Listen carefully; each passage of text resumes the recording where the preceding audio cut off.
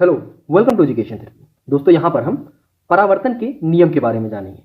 English में हम कहते हैं रिफ्लेक्शन रूल्स, ठीक है, या रिफ्लेक्शन के जो रूल्स हैं, प्रिंसिपल ऑफ रिफ्लेक्शन, ठीक है। ये सब टर्म है जिससे हम इस टॉपिक को सुनते हैं और समझते हैं। परावर्तन का मतलब होता है कोई किरण है, ठीक है, कोई किरण है, वो किसी तल पे पड़े और वहां से परावर्तित होके किसी दूसरी दिशा में जाए, उसको कहते हैं परावर्तन। अब परावर्तन में एक चीज और होता है कि किरण किसी तल पे पड़ने के बाद दूसरी दिशा में भी जा सकती है और उसी दिशा में भी आ सकती है, दोनों चीजें हो सकती हैं। अब ये कैसे होगा, ये सारी चीजें हम यहां पे एक तो थ्योरेटिकली भी समझेंगे, साथ साथ एक प्रैक्टिकल और या प्रयोग करके भी समझेंगे। ये टॉपिक आज आपका एकदम क्लियर हो जाएगा, कहीं भी कोई डाउट होगा एकदम क्लियर कर दूंगा मैं। चलिए बढ़ते हैं। यहां पर आप एक फिगर देख रहे हैं, एक चित्र देख रहे हैं। इस चित्र में ये जो तल है, ये क्या है, ये एक दर्पण है, या कहते हैं जो समतल दर्पण होता है वो, ये एक समतल दर्पण है, ठीक, प्लेन मिरर। अब यहां पे दिखाया जा रहा है एक टर्म है आपतित किरण, दूसरा है परावर्तित किरण, ठीक। जहां पे आपतित किरण आ रही है, यहां पे बन रहा है हमारा एक चीज, पहले ये अभिलंब है, इसको भी ध्यान रखिए, क्योंकि जब हम कोण बनाएंगे तो अभिलंब नहीं होगा तो हम जो कोण है, आपतन कोण या परावर्तन कोण, ये हम जान ही नहीं पाएंगे कि कहां है। तो चलिए, तीन चीज आप देख रहे हैं, एक तो आपतित किरण, इंसिडेंट रे जिसको बोलते हैं, अभिलंब या जिसको हम नॉर्मल रे कहते हैं, नॉर्मल पोजीशन, और एक होता है परावर्तित किरण या रिफ्लेक्टेड रेज, ठीक, रिफ्लेक्टेड रे बोलते हैं। आपतित को हमने आई से दिखाया है और कैपिटल आई से, और परावर्तित किरण को, रिफ्लेक्टेड रे को हमने कैपिटल आर से दिखाया है। अब देखिए, ये है एक सीधी रेखा। सीधी रेखा का मतलब समतल दर्पण से और इस नॉर्मल रे के बीच में जो कोण है, ये कितना है, ये 90 अंश का होता है, ठीक है। इसीलिए इसको अभिलंब कहा जाता है, या जैसे होता है ना जिसको परपेंडिकुलर कहते हैं आप, तो समतल दर्पण के परपेंडिकुलर ये अभिलंब होता है। इसीलिए इसके इन दोनों के बीच में ये जो एंगल होता है कितना होता है, 90 डिग्री, ठीक। तो ये हमेशा आपको पता होना चाहिए, किसी भी तल के अभिलंब कोई रेखा है तो उसको, उनके बीच में जो डिग्री होगा या कोण बनेगा वो 90 अंश का होगा। तो ये आपको पता चल गया। अब इसके बाद आते हैं आपतित किरण। आपतित किरण मतलब कोई किरण एक समतल दर्पण पे पड़ रही है, ठीक। तो समतल दर्पण पे यहां पे किरण इंसिडेंट हुई या आई, ठीक है, आई। अब दर्पण पे आई है तो इसका मतलब ये परावर्तित होगी, रिफ्लेक्ट होगी। तो यहां पे ये रिफ्लेक्ट भी हो रही है। क्या हो गया, ये रिफ्लेक्ट हो गई, यानी परावर्तित हो गई। इधर से किरण आई और इधर से जा रही है परावर्तित होकर। तो जिधर से किरण आ रही है यानी आपतित किरण, उधर से एक कोण बनेगा, अभिलंब और आपतित किरण के बीच में एक कोण बनेगा, एक एंगल बनेगा, जिसको हमने आई बोला, ठीक है। हमने क्या बोला, उस कोण को हमने आई बोला। और वैसे ही जो किरण अभिलंब से होकर जा रही है, अभिलंब के दूसरी तरफ से होकर जा रही है, उसके बीच में और अभिलंब के बीच में एक कोण बनेगा, जिसको हमने स्मॉल आर कहा। क्या कहा हमने, स्मॉल आर कहा। अभी हम सिर्फ कह रहे हैं, ठीक है। अभी हम क्या कह रहे हैं, अभी सिर्फ कह रहे हैं। तो यहां पे एक इंसिडेंट रे से जो कोण बन रहा है उसको आई कह रहे हैं, स्मॉल आई कह रहे हैं, और जो रिफ्लेक्टेड रे से कोण बन रहा है उसको हम स्मॉल आर कह रहे हैं। तो यहां पे आप देख रहे हैं जो नियम है, वो नियम क्या कहता है। ये तो प्रक्रिया सारी हम ऐसे करके प्रयोग में देख सकते हैं, हालांकि मैं अभी आपको दिखाऊंगा। तो ये सारा तामझाम जो किया गया है, इसमें परावर्तन का जो नियम है वो क्या कहना चाहता है।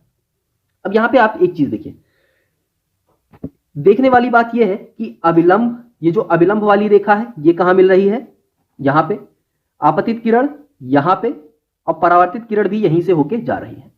तो आप देख रहे हैं कि इंसिडेंट रे यानी आपतित किरण, अभिलंब यानी नॉर्मल रे, रिफ्लेक्टेड यानी परावर्तित किरण, ये एक ही तल पर मौजूद हुआ है। क्या है, एक ही तल पर, सेम प्लेन पर मौजूद होती हैं।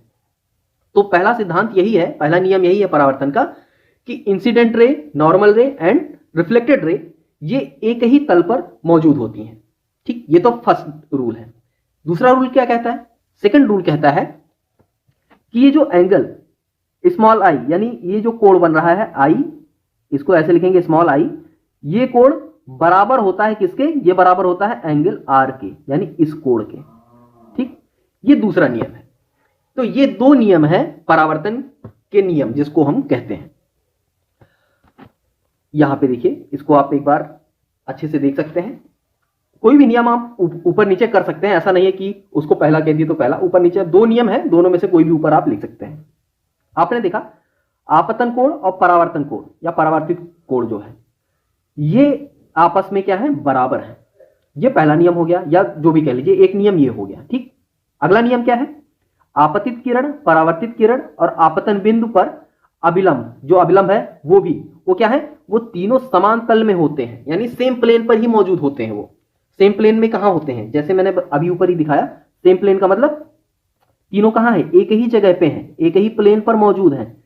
ये क्या है, एक प्लेन है और इसी प्लेन पर तीनों चीजें मौजूद हैं, आपतित किरण, परावर्तित किरण और अभिलंब तीनों मौजूद हैं। तो एक नियम ये हो गया। तो दो नियम होते हैं परावर्तन के।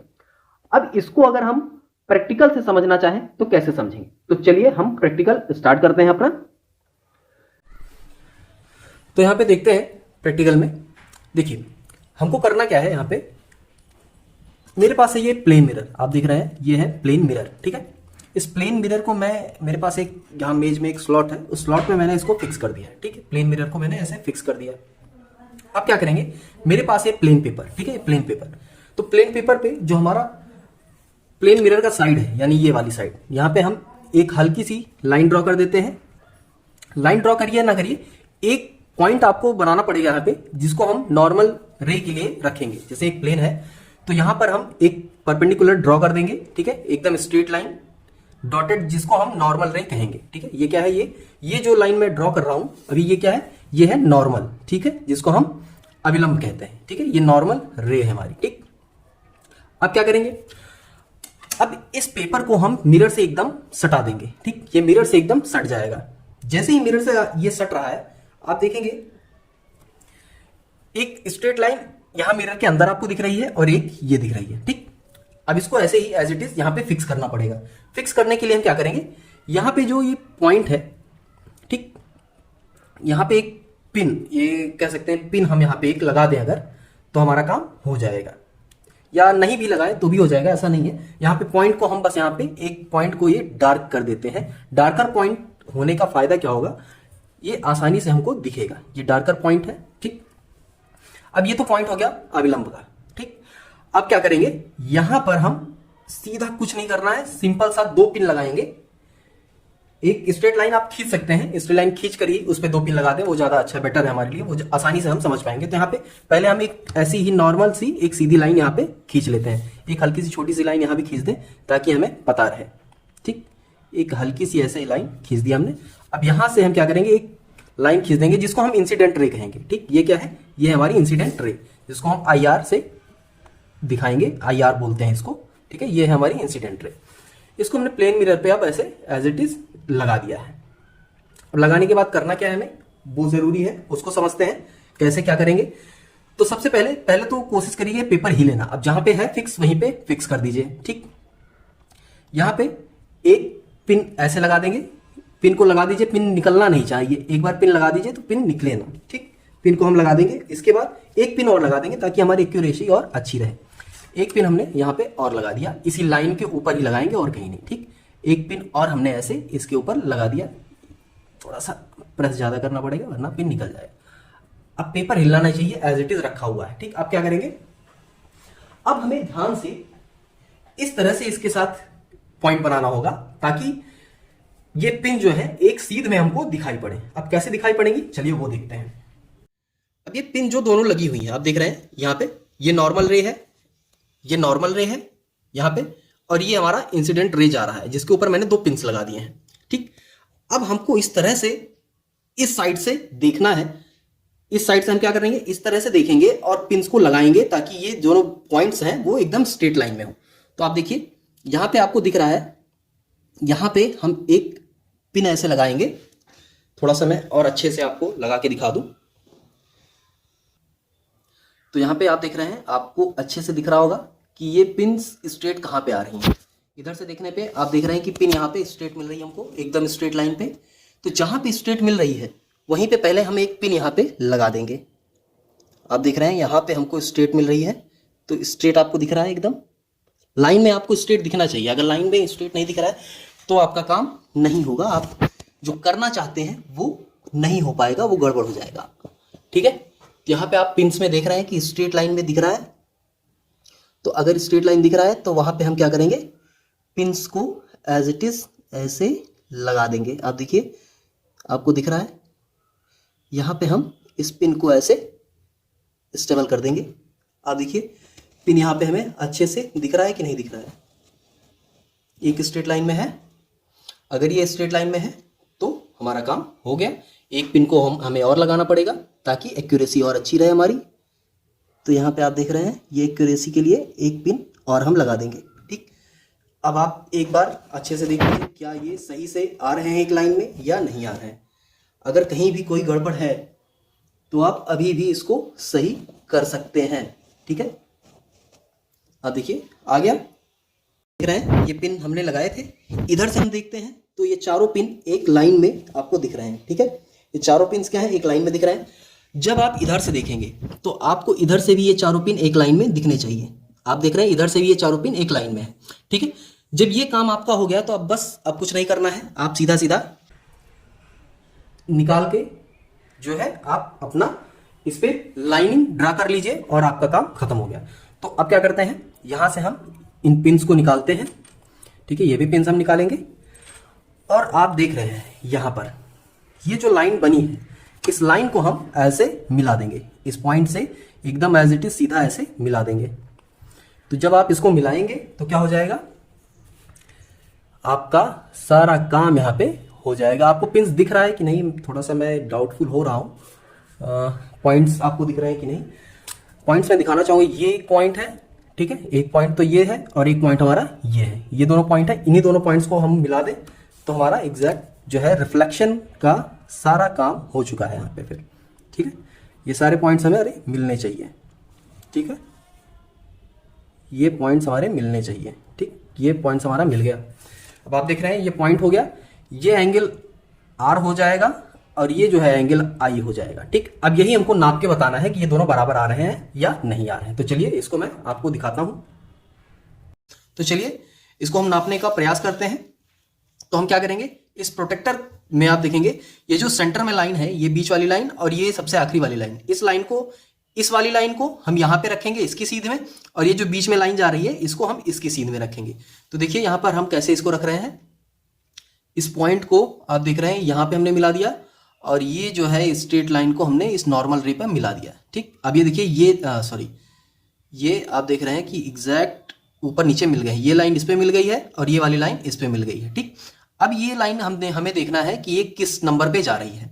तो आप देखेंगे यहां पर, एक मिनट मैं पेन ले लूं, इस लाइन को आप देखिए, इस लाइन कहां पे जा रही है, ये है 40 से कम पे है, यानी 30 का नंबर यहां पे है। 30 से आगे जाएंगे तो 30.5 और 1 2 यानी 37।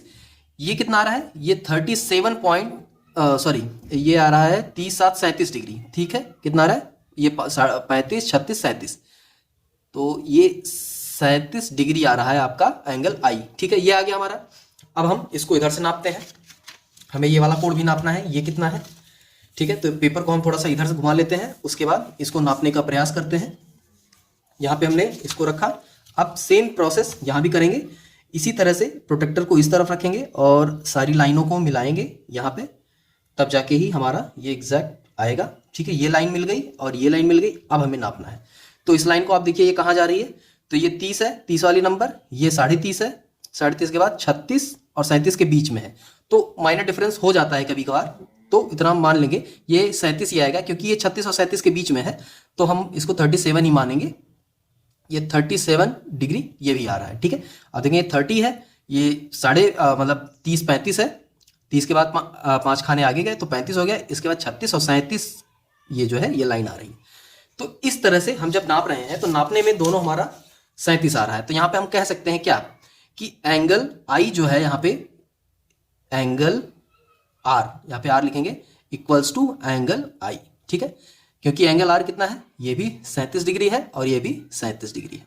तो इस तरह से यहाँ पे हमारा जो रिफ्लेक्शन के नियम है या परावर्तन के नियम है, इस तरह से सिद्ध हो सकता है। तो ये सिद्ध हो गया angle R equal to angle I, यानी ये हमारा क्या है, रिफ्लेक्टेड रे, आर कहेंगे इसको हम, रिफ्लेक्टेड रे, इंसिडेंट रे, और ये नॉर्मल है। ठीक, तो इंसिडेंट रे एंगल जितना बनाएगा उतना ही एंगल बनाएगा रिफ्लेक्टेड रे, ठीक है, नॉर्मल से। और दूसरा है कि इंसिडेंट रे, रिफ्लेक्टेड रे और नॉर्मल सेम प्लेन में होते हैं, एक ही प्लेन पर होते हैं। ये प्लेन जो है ये हमारा क्या है, ये मिरर है, ठीक है, यही प्लेन होता है इसका। तो उम्मीद करता हूं प्रैक्टिकल के थ्रू भी आप समझ गए होंगे कि कैसे हम इसका प्रयोग या प्रैक्टिकल कर सकते हैं और कैसे हम इस लॉ को, इस प्रिंसिपल को सिद्ध कर सकते हैं। उम्मीद करता हूं वीडियो और जानकारी दोनों अच्छी लगी होगी आपको। अगर कहीं कोई डाउट है तो आप कमेंट बॉक्स में पूछ सकते हैं। तो चलिए आज के लिए बस इतना ही, मिलते हैं नेक्स्ट वीडियो में, तब तक के लिए धन्यवाद।